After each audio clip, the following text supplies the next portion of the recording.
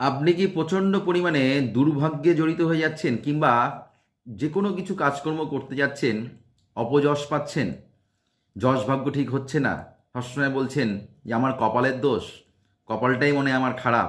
তাহলে সেই সব ব্যক্তিদের জন্য আজকে একটা জাগ্রত উপচার। নমস্কার, আমি অ্যাস্ট্রোলজার শ্রী রাজেন রাজ আপনাদের সামনে জাগ্রত একটা উপচার নিয়ে উপস্থিত। যারা এই সংক্রান্ত সমস্যায় যারা ভুগছেন, যারা কপালে প্রচণ্ড দুর্ভোগ হচ্ছে, তারা অবশ্যই এই ক্রিয়াটি করবেন।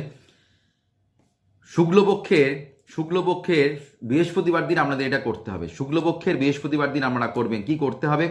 স্নান টান করে পরিষ্কার হয়ে আপনারা ঠাকুর আসনের সামনে তামার পাত্রের মধ্যে হলুদ নেবেন। কাঁচা হলুদ হলে বেশি ভালো হয়, না হলে গুঁড়ো হলুদ। অল্প দুধ আর কেশর দিয়ে সেটাকে ভালো করে মিশ্রণ করে আপনারা নিজের কপালে পড়ুন। কপালে আপনারা ফোঁটা দিন। দেখুন খুব তাড়াতাড়ি কিন্তু আপনাদের সৌভাগ্যের পরিণত হবে। কপাল কিন্তু আপনাদের সায় দেবে। করে দেখুন, খুব ভালো কাজ পাবেন।